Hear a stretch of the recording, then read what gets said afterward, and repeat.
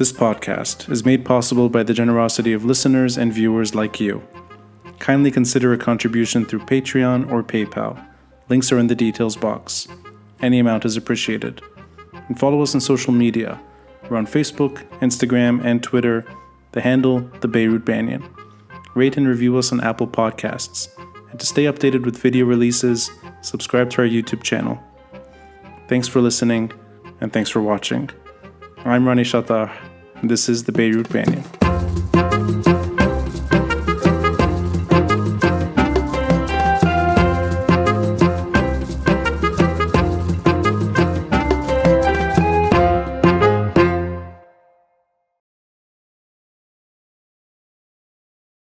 I'm very happy to join you. It's my honor. It's a privilege. But also it's sweet and sour because you're reminding me of how old I am now and how old both of us are becoming and trying so hard for like 2 decades now and still looking at the country. It's sad. It's sad. This is all I can say. And I'm hopeful when I see people like you still trying, sustaining your energy. And I love the moment we met because you came in a moment of reflection I'm having. And I took the last few months for my own self-reflection, for my own self-criticism, rethinking a lot of the premises that I designed my life as an activist accordingly. So it goes back to, so I was born at the beginning of the war in Gemmayze. And I lived all my life in Gemmayze. I grew up in the street of Gemmayze and Manam Khail, and I see the world from the window of my bedroom. I always imagine my life, I'm gonna die in Gemmayze. So it's like my life turns around Beirut, and Beirut is, it's an organic relationship between us. And then, so I grew up, I come from a Christian background. So a lot of my experience and my upbringing is influenced by this sphere. So I wanted to become a priest, something that most people don't know. And then I dropped off. And then I worked in the central prison of Beirut. Also, most people don't know, with the youth at risk and problems with the law. I was a teacher, a school teacher for 4 years. Oh, wow. But I think I'm the product of war. I think I'm haunted by the idea of war and violence because death was always a proximity. Today, whenever I'm down in my life, I ask myself, if I'm going to die tomorrow, what would I do? If it doesn't matter, it's meaningless, I don't want to spend any energy on that. And like this upbringing, and nothing is for granted in life. And also I come from a modest family. So all what I knew, how I discovered life was in the street that is on the Green Line. Right. And then so during the Syrian occupation, I was very much dedicated. I was an activist in the university. So I was first at NDU. I finished my first degree and was closing the university and organizing protests and taking the streets. And then I went to my second bachelor to SG, and I was same organizing anti-Syrian occupation. Was involved in all those different spheres. I think it was my means for a meaningful life, because somehow my childhood, everything seemed obsolete, seemed like totally irrational, the way I lived my childhood. And definitely between my choices and then growing up and realizing that all this narrative that I was brought about, that I grew up in, about Christians and the fear of Muslims and that Christians are a minority, has shaped a lot of who I am today. And still, and I recognize this, and I think I celebrate it today. It's part of our heritage as human beings, recognizing where do we come from. We reshape our own choices. I made my own choices to become a secular, I'm a social liberal, ultra progressive, and I believe in the state and the state as a guarantor of justice in society. But those were part of my activism. I learned this through my practice, through my life, and not through where I come from, as coming from Frère, Sacré-Cœur, and Moula Sal and all these things. 2005 we met. I think it was a determinant moment in my life, because irrespective of people position vis-a-vis the Hariri agenda and so on, irrelevant. There is a prime minister that was assassinated in a time where the Syrians were occupying the country. I was one of the organizers. I was one of those people who were taking the streets during that. You can interrupt me anytime I take too much time. On But the because you contrary, touched a point that's very emotional. Gilbert, actually, I'm going to say this, and I'm going to keep this in the episode. The way you're describing your childhood is very attractive. And I did not know that you were born in Gemmayze. I didn't know that you were thinking about pursuing a different career altogether, a sort of a very modest and perhaps a very different lifestyle through religion and the church. So these are very, very interesting things for me to know as well. I'm glad you're saying that. So there's no way I'm going to interrupt you here.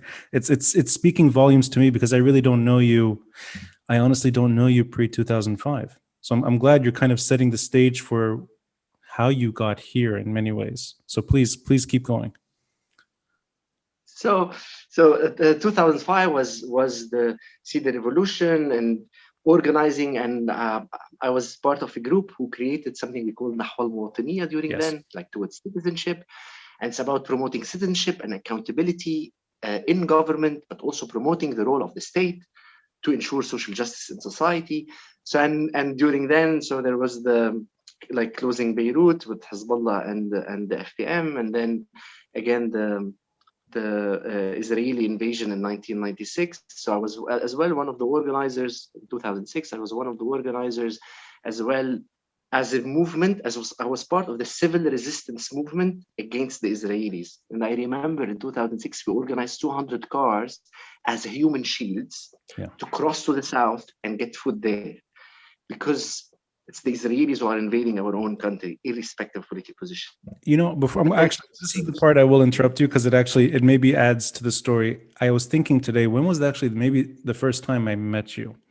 And I thought it's either during a discussion in Nahwa al-Muwatiniya in 2005, and I think it may have been in Ashrafi in some sort of building in a basement, and there was sort of a group of people talking, or during the July 2006 war.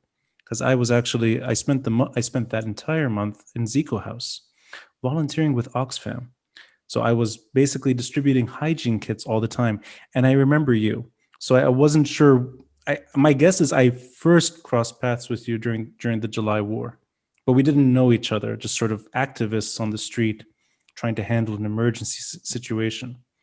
So that, if I'm not mistaken, that may be the first sort of encounter. And I think that's it speaks to itself that I'm meeting you at a time of war, and we're both sort of trying to do whatever you can as an individual during that kind of conflict. I won't interrupt you further. Please keep going. No, absolutely. And you remember, we were organizing all those protests, anti-Israeli, as a civil resistance to the Israelis during that. And then, organizing for the elections, I was the general coordinator of the election observation mission, and then the Isqat Nizam, the putting down the sectarian system, and then involved in the different protests during then happening on different issues. In 2015, the Justin campaign, and then 2016, I was one of the organizers of Beirut Madinati, and then 2018, I was Li Baladi, and I ran for parliament, and things keep on going. And unfortunately, so our generation has tried so much.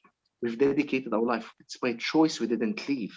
I could be anywhere on the planet. I chose to stay because I love Beirut, because I don't want to leave this place where my story, my memory, my life, people I love is there. And I fought for it.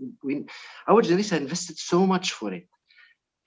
It kills my heart to see it collapsing and destroyed, and with absolutely no accountability, and the sense of entitlement of those politicians who cannot see that the amount of suffering happening. And this, honestly, this year has been a good moment for me to stop and rethink a lot of the ideals I have in my head. There is a moment where we need to rethink our fight. But may I ask you, just what I know that 2005, and you're participating in the anti-Syrian protests in terms of getting the Syrian army out of Lebanon's story, dislodging the Syrian regime's influence over Lebanese politics. But is that your first sort of proper political experience in Lebanon, or is it earlier? Because I heard that you were saying different protests against the Syrian regime. Was that in the years leading up to 2005 at Saint Joseph and other places, or is it Yes. 2000? So it's the build up to 2005. In 96, Yeah. in 97, 98, it was like the movement, the anti-Syrian regime was very much present. So it was highly mobilized. And then again in 2001, 2002, and then again in 2003, 2004, it didn't stop. So 2005 really is the culmination of all those little protests that you were participating in, but then 2005 kind of set a different stage altogether, where it's sort of the masses are joining. Our dream was to get rid of the Syrian regime occupation of Lebanon. Mm-hmm. I call it occupation until today. And the reason I'm actually focusing on this is because I think a lot of shared aspirations perhaps diminished immediately thereafter. And that is a very solid foundation that you cannot break. I think anyone that really tried in 2005, and some of these people, I think both of us knew, some of them paid the ultimate price. That is real. That is a real pursuit. And that I think for us, maybe, and dating ourselves again, I think you really had to have been there to know what this means, because this isn't the first time Lebanon protests. Even though October 17 is a magical experience on its own, but it's not the first time. And I think it's important to note that. So 2005, by 2006, I am joining one of these human chains. And it's with, I think, Nahwa al-Muwataniya. And I think it was organized by them. I'm trying to remember exactly who did it. So I'm there. Many mutual friends of ours just sort of showing up. And that's already the time that the lexicon has changed, that suddenly there's division. And I see civil society trying to take the higher road. And that's kind of my relationship, or at least my experience with it, that there's a division. It's a real division. It's perhaps a division that Lebanon itself cannot dictate. It's a division perhaps beyond Lebanon's control. But there's a middle ground where civil society is trying to, in a way, offer an alternative. I think 2011 was if I want to call it, a moment of consciousness, because let's not forget 2005, the hope was extremely high. 2005, 2011, assassinations, disappointments, political deadlock for 2 years. Let's not forget that the country was paralyzed from 2006 until 2008. Yes, we were close to not going into elections, parliamentary elections, 2009. Right. So the disappointments were just accumulating. Yes. 2011, I think already we started to lose hope, and there was a sense of enough trying to hold them accountable. We should put down the sectarian system. And I think the inspiration, at least for me, was the Arab uprising, because it was in the same time. And if you remember, the slogan was الشعب يريد إسقاط النظام, right. which was very much inspired from what was happening around us. Yes. But I don't think we were equipped in terms of mindset, intellectually, in terms of literature, narrative, skills, probably as well courage, speaking of myself, of saying, you know what, putting the system down, it's not enough to have an agenda. It's not enough to have policies and solutions and do campaigns. Somewhere the struggle should move into another level of political competition, political confrontation. And if you remember, most of the protests that happened between 2011 and 2015, and 2015, the youth think was where those slogans have become mainstreamed, is the whole idea of الشعب يريد إسقاط النظام كل يعني كل. And I agree, for me, it's accumulation. I understand for the younger generation who would like to see each moment as this is the moment, but it's legitimate, because everyone feels the moment I started is the moment where things are started to change. So I understand people who would like to see what's happening in the country as the moment. Like, for example, 17th of October, that's the moment. Oh, it's the general. For me, it's the accumulation of experiences and narrative and discourse and agenda and trial and error that is somewhere in the collective memory of all of us in a way or another. I actually remember attending it must have been either the opening or perhaps a soft opening, I'm not really sure, in Badaro at Beyond and Beyond Reform Initiative. I'm standing on the first floor in at the intersection, at the entrance to Badaro. You're there, and a bunch of civil society people are there talking about the region, not about Lebanon. And I remember that being a very attractive way of tying Lebanon's story to a wider story. But looking back now, was it that we were actually really we were the first flavor, if you will, of a widespread resentment against poor governance in the entire region? That Lebanon perhaps had a lot to offer in terms of trying to explain the obstacles and the hurdles. And the reason I'm asking it this way, I always associated you in those years with Libya, with other countries that were going through hell, and there's your name trying to offer some hope. And did you see your role in a way in trying to make the case that these are wider struggles and shared pain? Or is it really just we started and those other countries caught up and they started it too, and then sort of there's synergy? Because it seems almost romantic that the roots are planted and suddenly the region is chanting the same chants and Lebanon is doing it too. So I was wondering how you would reflect on that stage and whether or not Lebanon's story is part of the Arab Spring at the end of the day, or is it something that is really sort of on its own and it's unfair to maybe compare too much to other countries that have been protesting? I think we're absolutely part of the Arab narrative, and I think maybe we can be different in the form of the state. So yes, we didn't have a dictatorship in Lebanon. It's not an autocratic system, but it is in a way. So in a way, to say that, yes, there is a state capture and there is control, but it's more sectarian than comparing to the dictatorships, autocracies that we've seen all around us. But we've been shaped, as an individual, I've been shaped by a lot of the stories in the Arab world. And yes, for the last 10 years, I've been heavily involved as an activist, but also because I gained so much experience that as well I was as an advisor. So I've been working. I contributed to facilitating the grassroots national dialogue in Libya for a new social contract back in 2012, 2013. I was involved in Yemen dialogue. I worked in the Gulf and in Syria as well during that phase, in Jordan and Tunis.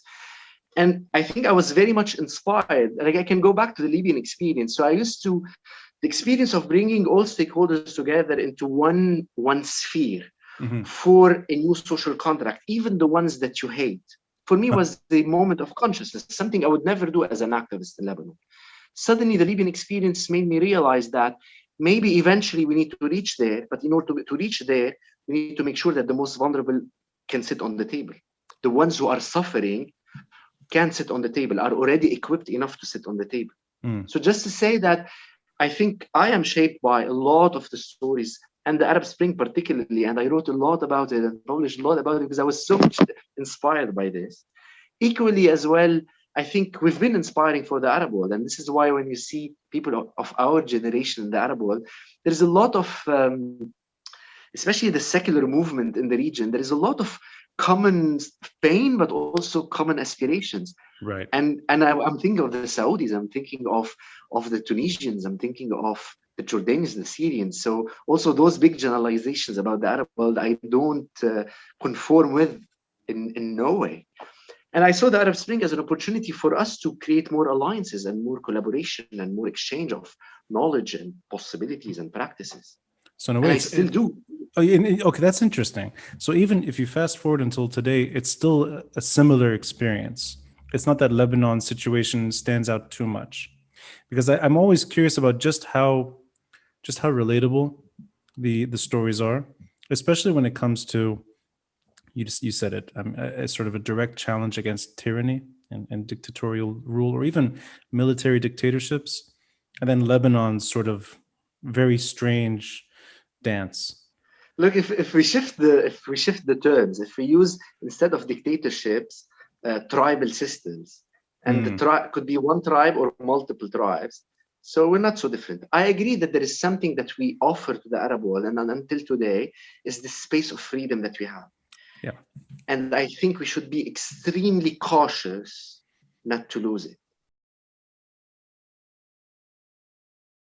Going from civil society, which is very mature in Lebanon, and I think has a lot of experience in terms of dealing with crises, whether it's the July War, or even for that matter, whether it's post-blast trauma. I think everyone should be appreciating civil society's role in Lebanon, because without that, this country would be in a far worse state.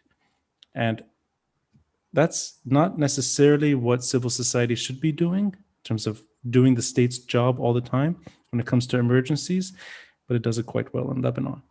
But that said, there's a shift, and you mentioned it in 2011, where suddenly it's not just about holding the state to account or observing it at a distance, it's trying to enter the halls of power. And I remember the You Stink protests sort of giving birth to Beirut Medinati, that it's almost at the same time that suddenly you have civil society acknowledging that they are going to try to enter the halls of power, albeit the municipality, but still it's a starting point. It's an important starting point. And then it's almost like it didn't happen. The story ends too soon. And I want to just psychologically ask you this question. As somebody who's, let's say, supporting it or advising it or trying to institutionalize civil society in a different way in Lebanon, was that a massive setback for civil society back then? And did that sort of pave the way for this real venom against all the actors today, that there's real disillusionment? And I ask it because I'm trying to find that marker where it becomes personal. And this would maybe tie into other issues that are affecting all of us today, but they were shelved. And they were shelved maybe I'm guessing for those reasons.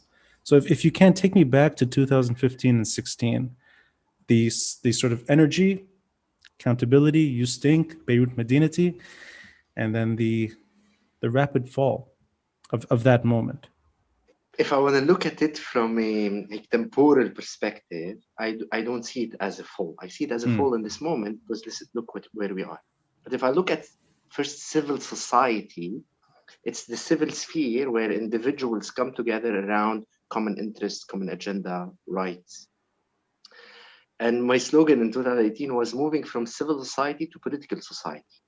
And if I look at the evolution, so I think civil society that is more issue-based is a critical exercise for political socialization, because we don't have opportunities for political socialization. So usually you're politically socialized at school or in political parties in mature democracies.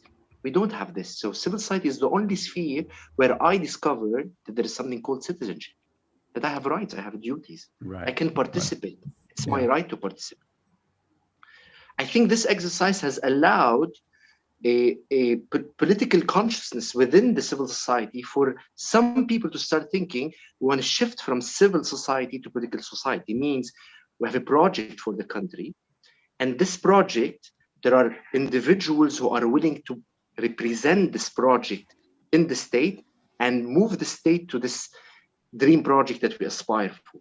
And for this to happen, we need to shift from this advocacy attitude, this demanding change, to supplying it. And I think this has been an evolution. So I would say 2011 started, 2015, we start to realize that we need to play a bigger role. If you remember, so the You Stink campaign was expected to put a solution. And then 2016, it's the first electoral politics, means there are people who can be running the city. And then 2018. So if I look at if I want to be hopeful, if I look over time, this is a very healthy evolution of the civil sphere moving into a new generation of people who have been politically socialized with common values, with shared values, and say, now it's about time to enforce the dream that we would like through political competition, through political confrontation. This was never a possibility during previous activism time. And I see this as a very healthy new mindset within this field. At the same, and because also when we say I talk about civil society, as a civil society, it's everyone, huh? So in the civil sphere, there is everyone. There is the left and right, the liberals and the conservatives. There is everyone in this field. There is no one civil society. It's not a body. But look, it's fascinating. The narrative of civil society in the country, we started to call people and initiatives as civil society, as if people imagine it as a body. Why? So it's civil versus political, because politically became too corrupt. Right. Civil has good values. It's about rights and duties. Yeah. It's not a party. It's not a sect. It is a society. It's more open. And I think this is a very healthy narrative that society has created by default because we had the need to do that. But I think for the last few years, and I think this is where our responsibility for the coming phase is to move into a political society that shows a different model. And will this have some ups and downs? What will be the price? Maybe the price would be too high. I hope not. But I wouldn't say over time that the game is lost. The game is not over yet. But it's tough. It's ugly. It's not over. I mean, I'm really sorry to make it too blunt, because I know it's not fair just to sort of throw something at someone, and I know it's a very long process. But the major defeat for Beirut Medinati in the municipal elections, did it energize at least you? Did it energize you to then sort of try and enter parliament? No doubt that 2015, because it was waste and because the Houston campaign, this has created more frustration as much as it created hope. Mm-hmm. And the municipal elections was the first exercise of saying, we're not anymore demanding change. We're ready to assume responsibility. When the civil society means citizens in the public space are saying, we're disappointed.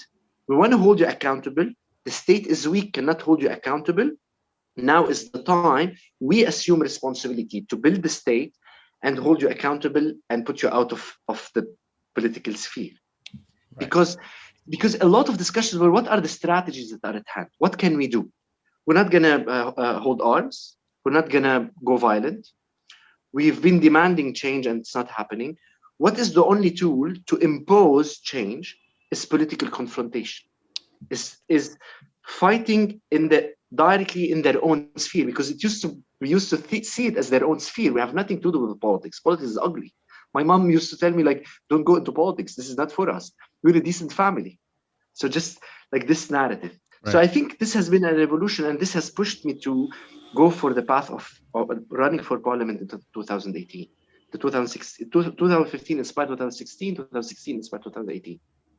I'll say this from my side, having sometimes looked out my window and seeing you in Ashrafi, or even on Facebook, you were expressing your views directly. It was from you. And I hope I remember this correctly. It's a chance encounter with Nadim Gemmayze and Ashrafi. You sort of run into each other and you're having a debate on the street. And there's photos taken of it. And this is real, it's real grassroots-esque. It's very, it's just how I imagined what that would look like. And it looked exactly the same. You're there expressing what you see as rotten and trying to move things forward. So there is something there, at least in terms of the beginning. But the motivation that I saw, and you said it at the beginning, you're confronting, in a way, the demons of your own community. You're willing to confront something that is real, and the prejudice against Muslims, or whatever you want, from the Civil War until where we are now, holding your own to account. And I think that's kind of the bigger story here. So Nadim Gemmayze, the old guard, representing an old family, representing a very old party, and you're able to confront.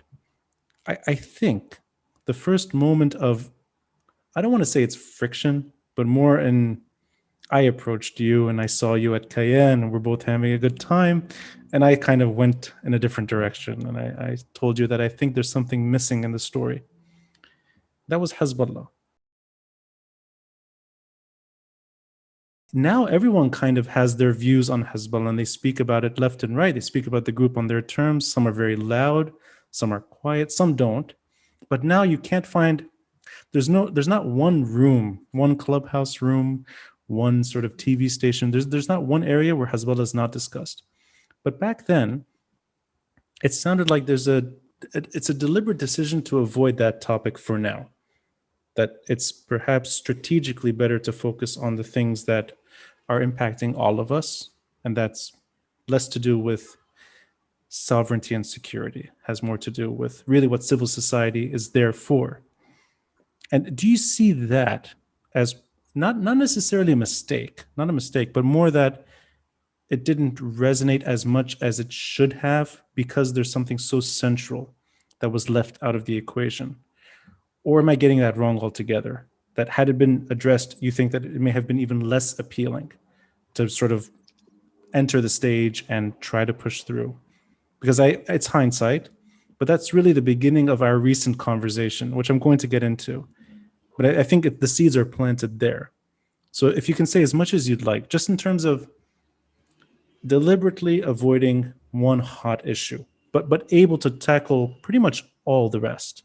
And that includes Nadim Jmail, and that includes, I think, everything, economics, social issues, and the like. It's complex. So it's multi-layered. I can't answer in one sentence. Sure. Look, first, like when we met over the stairs, I was saying, so I come from a Christian background, and I have an agenda, a secular agenda. Yes. It's very easy to be assimilated and associated to the Christian parties, because look what happened since 2005. What happened in 2005 onwards, March 14th, and particularly the Christian parties, have been using the issue of Hezbollah as a tool for fear, to mobilize Christian fear that, look, if you don't vote for us, Christian parties, Hezbollah will come and take over. So somewhere unconsciously, coming from this background, I was always afraid if the issue of Hezbollah, I was always against Hezbollah. I was always against all sectarian parties, including Hezbollah. I never considered Hezbollah as the ultimate problem.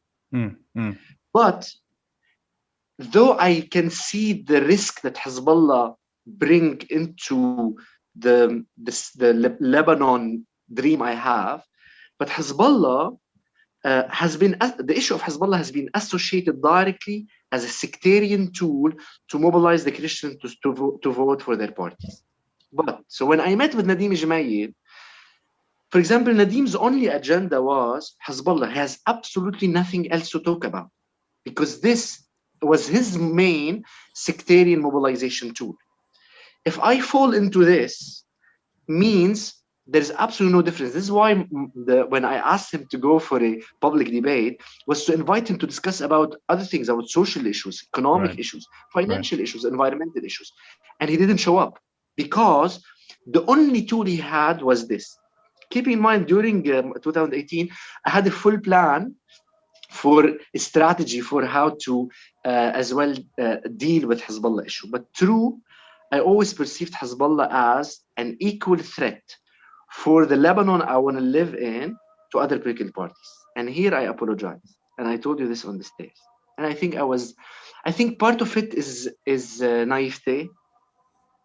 Part of it is this fear, my personal demons of not being assimilated with the Christian discourse, sectarian discourse, and Hezbollah being used as a sectarian tool rather than a core sovereign issue. And part of it is as well, the problem is too big that makes it sometimes this feels of impotence in trying to deal with the Lebanese case. So it makes you feel sometimes that whatever you do, there is this core problem, organic problem that you cannot deal with, so you'd better go deal with things that are less core in the modern state. I apologize, and I judge you as well. I told you this on the stairs. Gilbert, And generally, no, I'm going to interrupt you here for a moment because I want to. I'd like to sort of flesh this out properly before you go further, because you've already you caught me off guard on the stairs when you apologized, and actually, I was. If anything, I should have been apologizing to you for wasting your time when you could be just talking to your friends. And I kind of came to you and I sort of I poked a bit, and you know what I was really going to say before you offered that apology was. There were months on end, I was giving my Walk Beirut tour and I was getting requests to join you. And I couldn't understand. I just couldn't understand. Why are people reaching out to me to join you? And it made no sense. And then I realized later you were using the hashtag Walk Beirut for, I think, while you were walking in Beirut from building to building and neighborhood to neighborhood. So suddenly I'm kind of trying to explain, no, it's not it's not what I do. I actually give a tour. If you want politics, follow Gilbert Doumit. didn't know that. You didn't. Yeah. I never really told you that. No. So that's what I was going to say on the stairs before the conversation went different direction. I was going to say, I hope I sent you enough people, because they were very sweet and very sincere. We'd like to support your cause. I'm like, this can't be me. I don't yeah. Yeah. And I eventually, I think I acquired the hashtag at some point later, so that and then by then the elections were over. But it was just funny to get daily messages of like, we saw you and we believe in you. I'm like, this just doesn't sound right. It's you. But going back to the very sincere, very honest, unusually honest acknowledgement, and I'm not going to speak on your behalf. I'll let you say it, because I really appreciate the way you're saying it. That you sense that maybe there was a decision taken because some things are beyond Lebanon's control and avoided, but that may have also inadvertently not contributed to the downfall, not that, but more that it may not have been the smart move to make in terms of ignoring what is very central to our story, and more visibly so now. And I'll let you say as much as you'd like, because you're being very sweet about this. So I won't interrupt you further. I'm sorry about that. But I'm a bit embarrassed when somebody's very sweet, like what you're doing right now. And I apologize for not knowing what to say exactly. But it means a lot. And what you said on the stairs really meant a lot to me. So I'll let you say more. Also, I don't want to divert the discussion, but also because like we always had this relationship together without necessarily seeing each other often, but you were always present in all spheres, that like in the fight, in the struggle, you were always somewhere in every sphere. And I told you a few times, before I got to know you well, like on a personal level, everyone who visited this country loves Beirut because they've been with Roni in Walk Beirut. And I think if I want to imagine the image I would like the world to see of Beirut, it will be, I will send them to Roni. And I probably like sent hundreds of people, friends coming over saying, go do this Walk Beirut, because I knew everyone who was with you always came back in love with the city. Now, I know as well, you've been in all different spheres, and with a lot of genuineness and sweetness and drive, doing all what you're doing, including in this moment when many people are losing hope. So I want to thank you for keeping some light somewhere. So, and thanks for inviting. I didn't give you enough compliments. I think you deserve a lot. The city owes you a lot, like we owe the city a lot. It owes you a lot as well for the way it is. You represent. You're very kind. Going back to Hezbollah. Going back to Hezbollah. So what a segue! What a segue! No, absolutely. Like, first, like I say, I was naive, and the naivete comes from I always thought that Hezbollah will not dare to go into that level of of violence and threat and using tools, I always thought that somewhere Hezbollah will not use those tools. And I'll say what they are. Second, my personal fear of being assimilated and associated with the Christian parties. Right. Yeah. But also, if we look just for last year, Hezbollah has been able to do what no political party dared to do, despite all their ugliness. They never did. They never dared to send 1,000 thugs to beat ordinary citizens on the streets and kill people. And there are people, common friends, who have been killed, assassinated. Yeah.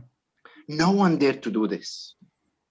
No one dared to claim allegiance to a foreign power publicly with absolutely no shame. No one dared to do this. We know they have their sponsors. We know that they can play any card, that they care less about Lebanon and its sovereignty. No one dared to go publicly with no shame to do this. And third, no one dares to control their constituency the way Hezbollah does, ideologically and with fear and with money and with religion and with threats. Why? I think this is where I felt I knew that, but this is why maybe I was so naive, and I apologize for this. And I think this last year has been a very good experience to stop. And I've been away from any public sphere.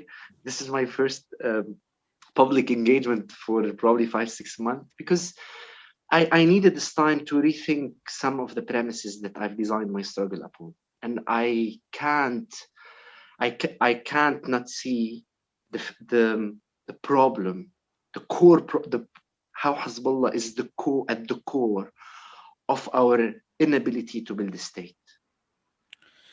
Then the discussion is what to do about it, and that's a whole different discussion. Well, and also one thing I missed in this is about this feel of impotence, but also because look at the situation now. When you reach a moment of there's arms and money and such a direct sponsorship from a foreign country, it makes it very difficult, and ideologically, it makes it very difficult to change it, to fight against it. And let's acknowledge this as well. It makes us feel impotent sometimes. The last time we spoke, before running into each other in Gemmayze, which I'm really glad we did, we met in the protests in Martyrs Square. I don't remember what was happening that day. It was maybe November or December. All I remember is running into you and sort of like, man, this guy's really in shape, and I'm gaining weight and becoming fat, and I have a belly, and you're trim, and I'm, should bet, how does he do it? And then sort of running into you, and I deliberately brought it up. And I know that it was an uninvited opinion. I think I just sort of I think I saw my passion and your passion and the principles you stand for. I mean, they're the same. So it's not, you're the person I would want to talk to. I would not want to talk to somebody who's blind to everything that's happening and ideological. I actually wanted to see why you sort of felt certain things at a particular time. And I think it's really the last, maybe it's since the blast, that there's this, it's the feeling of not just impotency, but that so many bad things have happened, and this particular group is always on the wrong side. That includes the most recent assassination, Luqman Slim. And yet the impotence is there too, and I feel it. And I feel it as somebody who's been directly impacted by it. But in every way, there's not much you can do. And it's very easy for someone like me to sort of reach out to somebody I respect and admire and say, why aren't you saying it the way it is about Hezbollah? But on your side, do you think civil society, the way we understand it in Lebanon, would survive if they were more open about their criticism towards Hezbollah? Or do we have the civil society that in a way is tolerable for a group like Hezbollah? And without naming names, it's not like personalities and characters that are more appealing to Hezbollah than others. Not that. But it seems more and more that the views you just expressed right now, the ones that resonate with me, they aren't there when it comes to the discourse in civil society. It's just not there. If it's there, it's happening on the fringe. It's not happening in the center. And there's almost a deliberate decision taken always to just get out of it. Get out of it. The quicker you get out of it, the more appealing the conversation. This could be in Clubhouse. This could be in any forum where the moment Hezbollah comes up, it's almost like the conversation shuts down. And I'm speaking specifically about civil society, not the usual suspects. Not how does Samir Jaja feel about Hezbollah today, or for that matter, does Gibran Basir reconsider his relationship today, or how Saad Hariri's survivability depends on Hezbollah today. None of that. More the civil society. That, do you think enough people have caught on to what you just said? And am I getting it wrong? Am I reading it wrong? Or is that really a stumbling block at the end of the day? That the moment you talk about this group's capabilities, the conversation ends? Honestly, I don't know. I don't know if civil society, but we cannot talk about all civil society because it's not a body. If there are some people groups have evolved into realizing the danger that that Hezbollah brings to our ambition to build the state. And Hezbollah has lost a lot of those like me who used to say killun yani killun, and they're equally responsible. I was one of those. Right. How he lost many of us, and I think many are conscious today that the problem is deeper. Is that when he accused people like me, who have always been not neutral, equidistant from all political parties. So for me, Hezbollah is equal to Lebanese forces and Kataib and Tayyar and Ishtiraki and all of them, and FPM, and so they're an equal problem for the secular agenda, the secular state that I dream to live in. I think Hezbollah accusing citizens like me, like you, who are going on the streets because we want to live in a decent country, accusing us of being traitors, of being manipulated, of being funded, and having the guts to go and beat us on the streets. I think there is a limit to this. I think it was a very wrong move. If I want to advise Hezbollah, I think it was a stupid move to lose people like us who used to equate Hezbollah to all of them. No, they're not equal. What they can do, no other party. It doesn't mean that I let go of my core premise of killun yani killun with no exception. At the same time, no, Hezbollah is a deeper problem and a more difficult problem than all of them. It doesn't mean if we solve the problem of Hezbollah, everything else will be solved. Not at all. Right. It doesn't mean that we should let go of our other agenda items, being political reform or social or economic. But we shouldn't consider that the problem of Hezbollah is an equal problem. It's a deeper problem and more difficult to deal with. And we should accept this. I couldn't agree more. And I want to wrap it up with really what you consider ways. I want to say something before you. Of course, please. So I didn't present my apology. I want to do it. I want to do it on Beirut Banyan and with you directly, because I'll tell you how I used to feel. I used to judge you and few people like you who went through a similar experience. You lost your father as like, this guy because he lost his great father that I respect a lot, and I met several times when he was a minister of finance. Because of this experience, you're biased to consider every problem is a Hezbollah problem. I apologize for this. And I was the naive. And I think you were right. And people who are like you are right. And it's important for me to say this to you and to few people like you to say, I reconsidered some of my mistakes, and I can acknowledge them. And I think the next phase, this issue should be dealt with differently. And I agree that we do agree on all issues. This one, it's not we didn't agree on, we didn't see it as with the same intensity. Now we do, and it's our collective effort to deal with it. So I apologize for judging you for the last decade or so. No, I wish I could take what you're doing right now, and like, there's a lot of people that I wish would apologize to me in general. So I wish there's like I could infect them with what you're saying and just sort of bring them one by one and just have an apology tour. You're very, very kind, Gilbert, and I don't know really what to say other than I think the admiration on my side towards your work and your passion was always there. And I'll add one thing, and I think I said this on the steps. That feeling of their capabilities being a central component to the downfall existed before my father was killed, and that's something that's comforting to me. That it's not biased in an emotional way, even though it has impacted me completely. It's changed my life completely. But the principle and what got me to that conclusion was there before, and something else.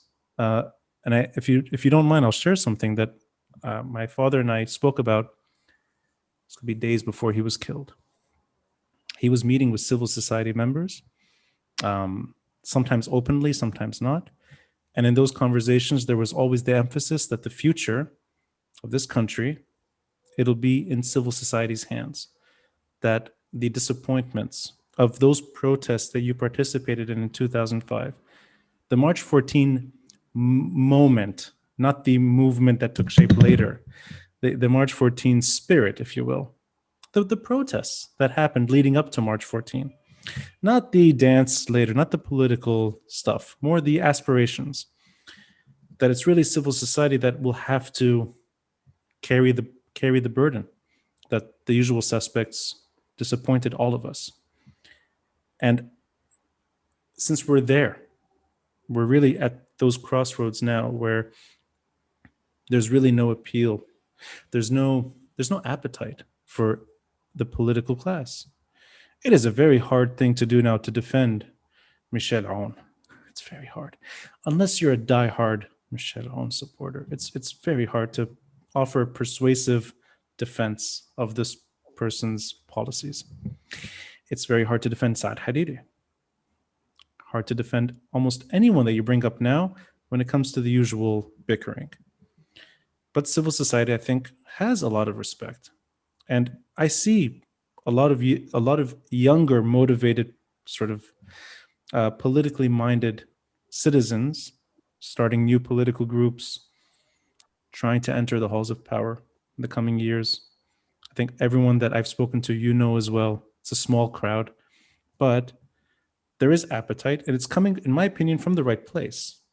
Yet the wall, which you described, is still there. It hasn't been knocked down. It's actually probably taller and sturdier and thicker than it used to be.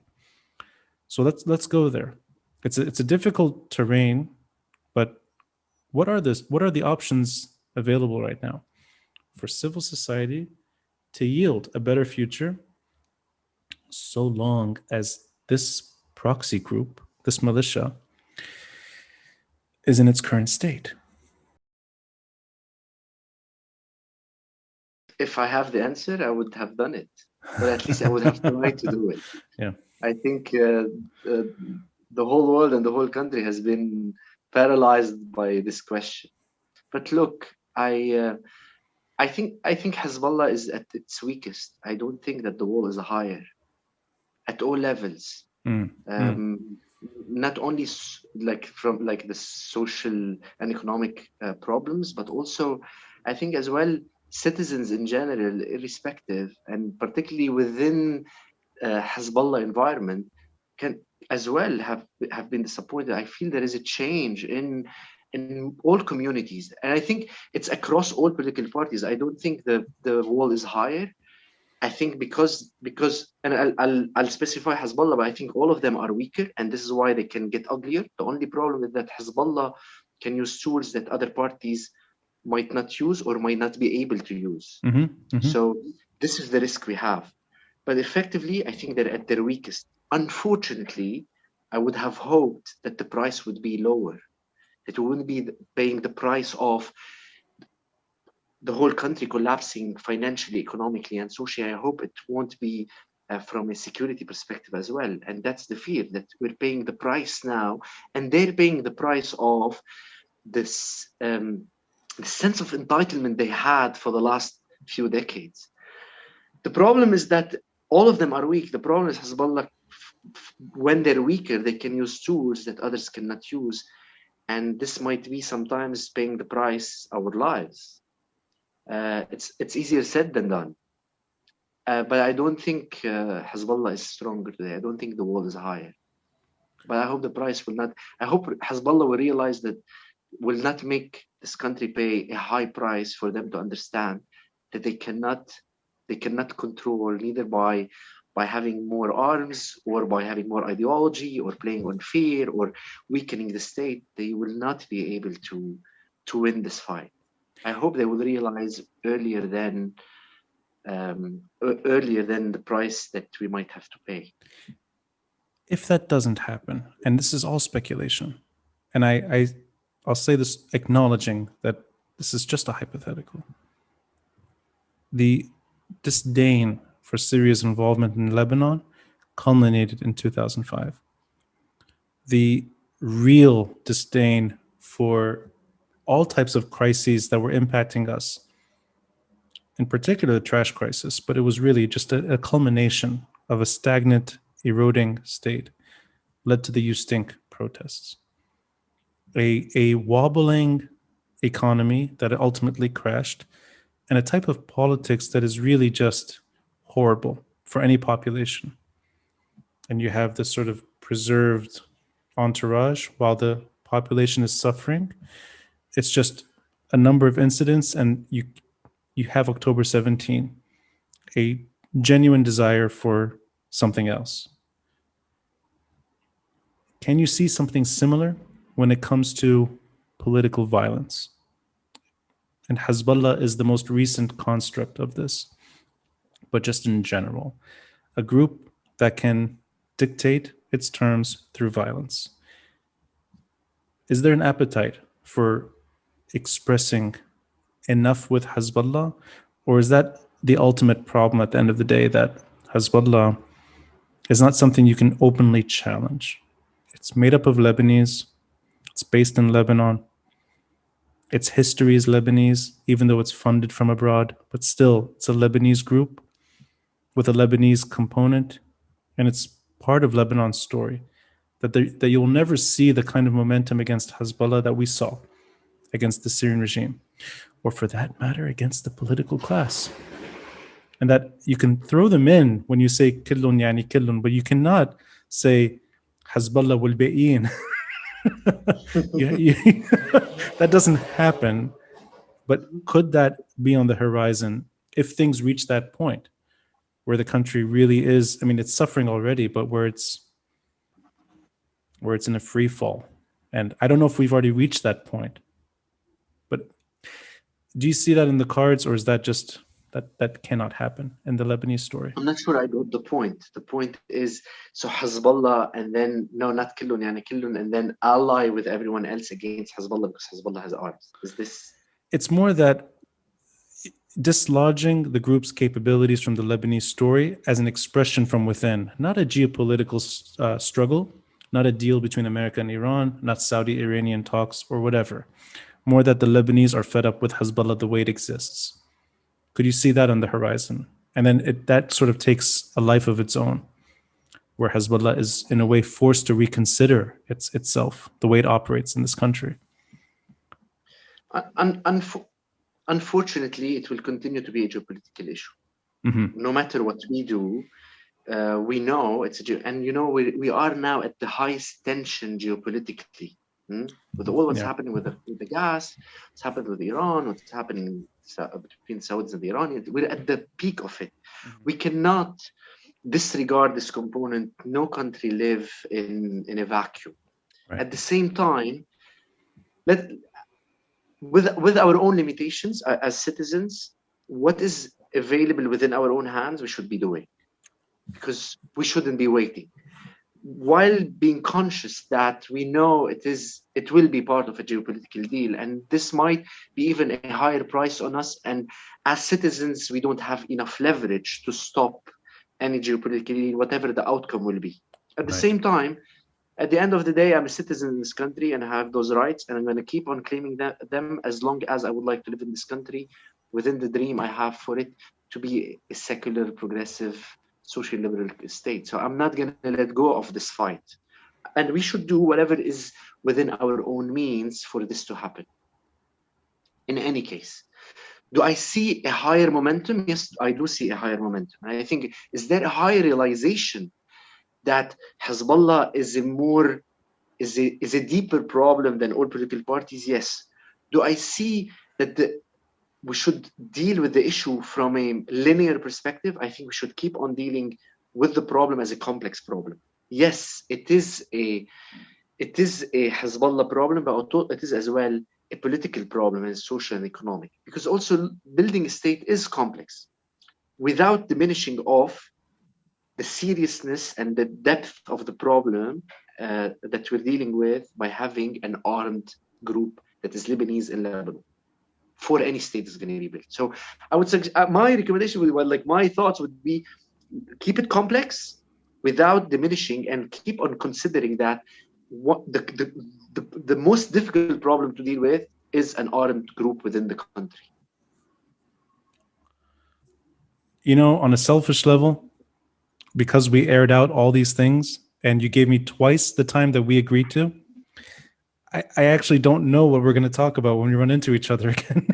And I think I'm sure we'll have like a whole different bunch of stories to share. And I think that there will be a lot, because I think both of us, and you particularly, you've been through a lot.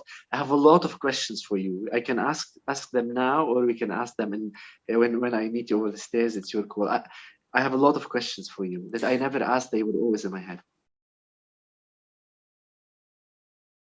Allah yarham, Muhammad Shattah was assassinated.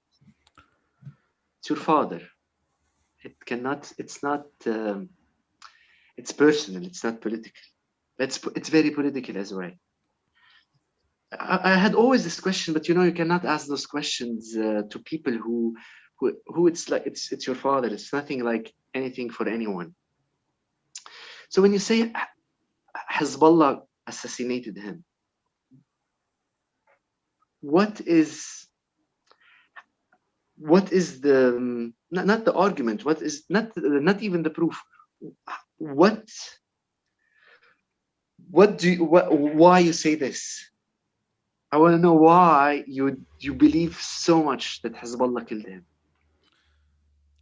I'll answer this question, and I'll introduce the answer by saying that the ideal situation is that I don't even have to speculate. That there would be, we've gone to the real cigarettes now, so this is the real. It's the same. That was a very nice sort of moment. It's like, from electronic to the let's go down. But I need this. Yeah, no. I'll answer this in a way that if things were completely if things were normal enough, you'd have an investigation, you'd have a trial, and the criminals would go to jail, and that you wouldn't have to come to conclusions. You'd be given those conclusions in a fair enough way, and that you wouldn't have to move on in your life knowing that the criminals that killed him are living wherever they are. So that's the ideal situation that myself, and I think everyone related to a political figure that was assassinated goes through in this country. The reason I don't need to consider other options at the end of the day is because there is no group in Lebanon that can carry out that kind of attack. And that is my core argument, which is we've spared the last militia. Something that emerged during the Civil War that grew and grew and grew after the war ended, and is far more capable and far more entrenched than any Civil War era militia that came and went. Some of them you experienced up front during the Civil War in Gemmayze. Some of them very rotten, some of them very violent, and in a way, the kind of groups you would want disarmed right away, they're gone. They're gone. They're part of our past. And there is a group that is capable of carrying out those kinds of attacks today, and that is Hezbollah. That's the most obvious conclusion. But right behind that is my father was very, very proactive in trying to find a way for Lebanon's sovereignty and the way we understand sovereignty in terms of holding the state to account, not holding the multitude of different players and problems to account, having a state that functions, borders, monopoly of violence. He was proactive. And my sense is that when you go down that road, when you touch on what Hezbollah has established, their security apparatus, their intelligence, their telecoms, everything that the way they control the narrative right now, but more importantly, preserve their interests, when you cross that line, you're targeted. And I think it's very quick from being on their radar to being killed. So I understand my father's career as openly challenging their position in Lebanon, not through violence, not through politics the way we kind of maybe see it in Lebanese discourse, not through shouting matches, not through petty pursuits, more in even trying to reach out to the Iranian regime and reconsidering their needs in Lebanon. So there's that whole momentum that happened in the weeks and more months leading up to his assassination. Add to that, for a kind of assassination on that level, in the middle of the city, not in some sort of remote corner, but really circumventing every other security agency to openly have a 9 a.m. car bombing in Starko. You have to be in a very, very good position in this country. And there's no group like Hezbollah that can pull that off. There's just no group. So I don't have documents to lean on. I don't have anybody calling me to tell me anything particular. What I do have, though, and this is recent, is a 1,000-page report that spells out the political calculations that led to all the assassinations or attempted assassinations in 2004 to 2005. And that's the tribunal. And the case is there. The political parallel is there. The narrative is there. The motive is there. And although it's a few years later, it's the same story. It's when you cross that line. So I don't know if I answered that. That's my only way of sort of being able to firmly believe that the price we're paying and the political violence that continues, I hold Hezbollah responsible. Something happened, though, after Luqman Slim died, is that more and more people came to that conclusion. And I think I never expected this on my side. Samir Asir Square, after Luqman Slim's assassination, going to another assassinations memorial with protesters saying it openly that they hold Hezbollah responsible. So I think maybe the language change and the confidence is more visible today than it was 7 or 8 years ago, where, I mean, you couldn't accuse Hezbollah the way you can now. So maybe that's something very new. I hope I answered that. Thank you. Thank you for your genuineness. And I apologize. It's insensitive, because always I wanted to ask you, how do you know, and what convinces you? And I hear you very well. No one can do it unless they have a certain power to be able to do it. Right. And in a way, I'm lucky, because whether this was deliberate or not, it could have just been literally a moment that my father had alone, maybe in the car, maybe he was on his phone. His last words are online, and they're there permanently. And he's comparing Hezbollah's policies to the way Syria managed Lebanon. And he posted it minutes before he was killed. So I also have that to lean on too, that his last thoughts, his last words are pointing straight at the problem. First, like I'm humbled with your ability to keep going and to sustaining your energy and to keep fighting despite this. I'm not sure how I would have behaved if this happened to me. It didn't happen to me. So, as much as um, I feel you, I can never be in your position, and so I respect you for this, for your ability to keep going despite. Um, May I add one thing before you go down, before you ask another question? Something happened the last 6 months, which is that Beirut was assassinated. The port blast killed too much in this city, and it destroyed too much of what we love and hold dear. So I think all of us now have a different experience when it comes to this type of loss through violence. It's not maybe the same story. It may not be as personal. In some ways, it may be maybe more traumatic to certain individuals than others. But the city was assassinated, so I think that's a shared pain that is extremely disturbing for any population. So I'll add that, and please keep going. I agree, and it has been so. The city was assassinated, and also all the violence that happened the last 15 years has been intense. Um, do you think do you think that your father should have dealt with this issue differently so that he doesn't suffer this consequence? If time goes back, would you advise him to deal with it differently?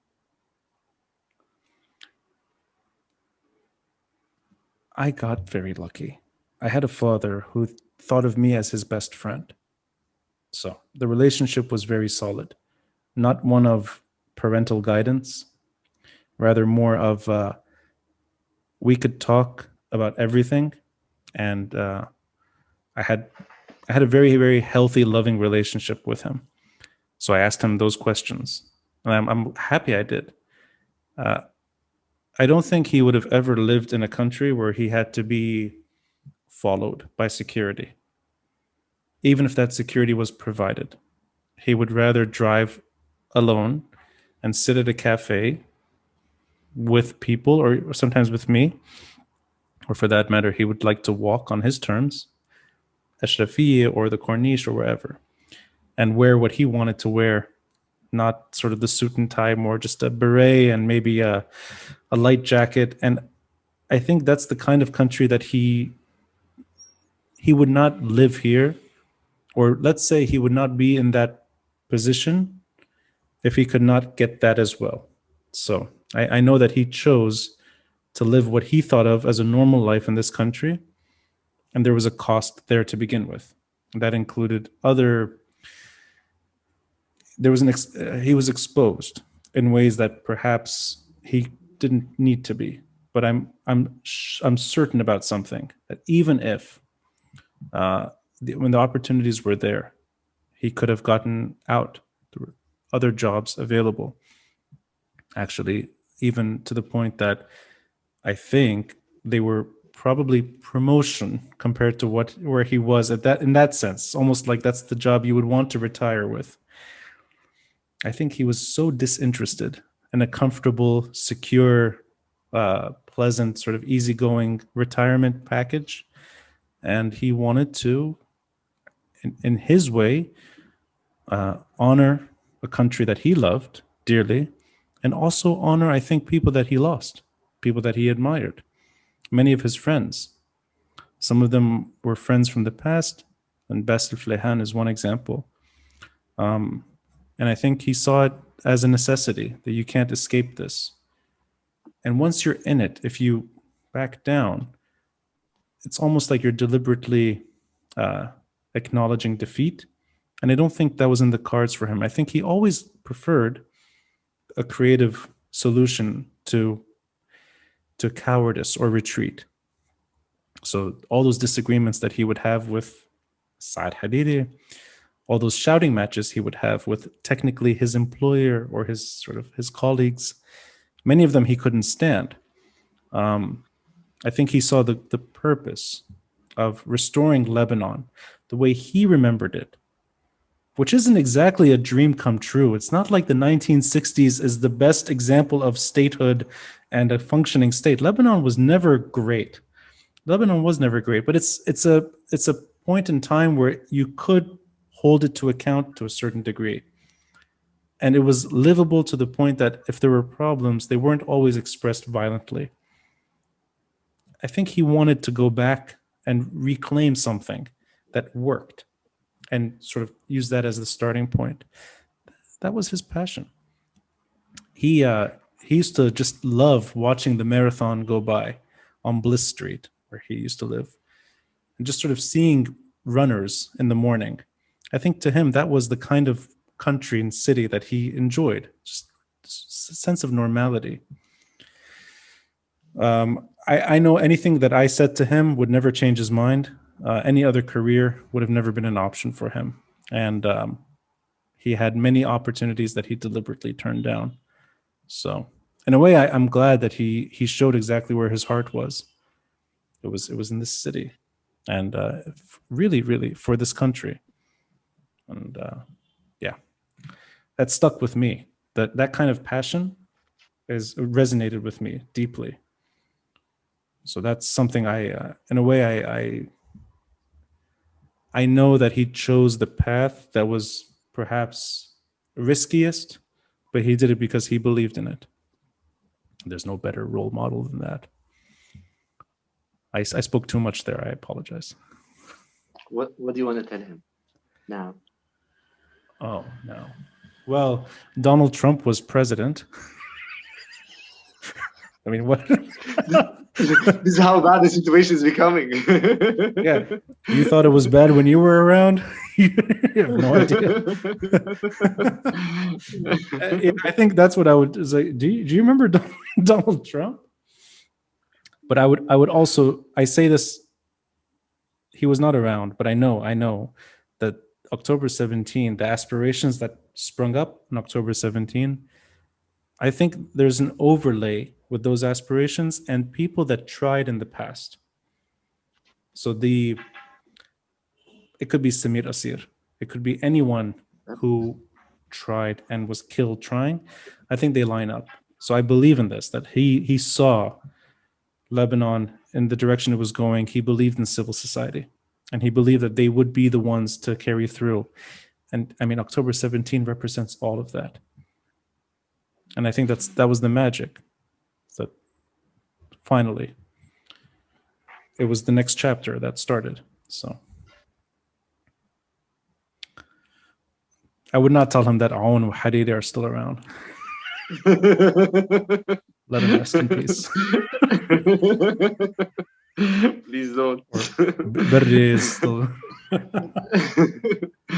It's unbelievable. Yeah. Sometimes I feel like we're living surreal moments. Like sometimes, like it could be a nice series. Yeah, but would you? I'll add one thing here. Would you say that a lot of these bad actors that are able to live past their expiration date, that they're still around largely because a group like Hezbollah has spared them? That the more honorable figures, or at least the ones that, let's say, could have played a more positive role, they're not with us because of that group.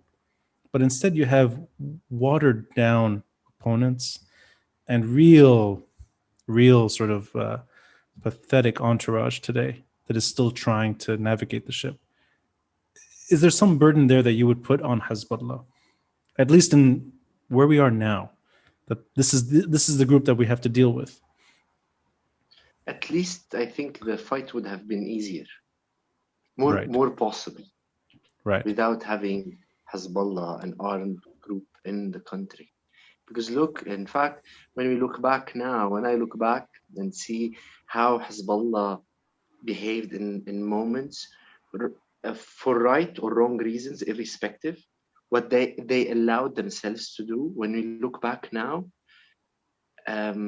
they can stop any possibility. They stopped any possibility. Right. Do I think that the others wouldn't use Hezbollah for their own purposes? They've been doing this for the last 15 years.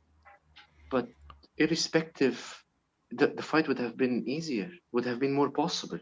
Yeah. With Hezbollah, look, every time we talk about this, we reach a moment of what do we do now, other than discourse.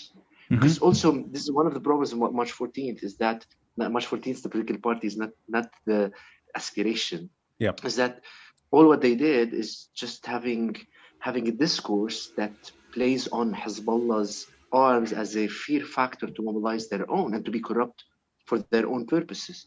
They didn't try to push for an agenda that would make Hezbollah weaker. They wanted Hezbollah as strong because this is what make them stay. So yes, by default, Hezbollah becomes again kind of responsible of strengthening the current political actors who do not have the same means that he has, and they didn't use the same means, at least from 2005 until today. They didn't use the same means that he used. That went into using violence for his own political agenda. Right. I think that's our generation's struggle. I think, unfortunately, it's going to be the conversation that's played out for the foreseeable future. This will not be too high until they realize that they can't keep going. They can't win the fight over people, normal people, whatever they say about accusations and we're the tools off and you're manipulated. I hope they will realize that citizens like us deserve better, and they can't shut up, make everyone shut up. It's impossible. I hope they will realize this before we pay a high price. I hope so too.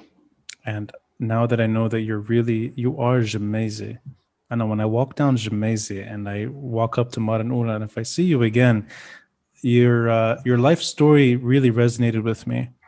And now I feel almost lucky if I run into you on your turf, your hometown, your neighborhood. So I look.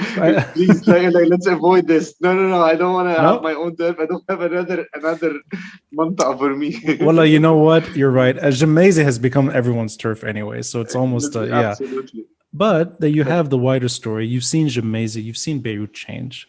You've lived through the civil war, the post-war era. You've lived through, I think, the hardest chapter in Lebanon's history, and you're still trying, and that's admirable. It resonates with me. So I look forward to running into you soon, and I really look forward to touching on other terrain that we have never touched on. We may actually agree on other things. Who knows? Absolutely. I'm sure. And what I'm thank you so much for inviting me and for hosting me in this. It's my honor. I really enjoyed the conversation. I would say it was intense. It was emotionally intense. It has been a while. I'm trying to avoid those feelings. And thank you for making them come up. It's important. And I salute you for all what you're doing. And it's an honor. And I'm sure I'm going to see you. I'm going to have a lot of conversations to do again. It's the kind of intimacy through the podcast that I always wanted to have with you. So I'm glad we did it. And Gilbert, I'll see you soon. See you soon. Thank you.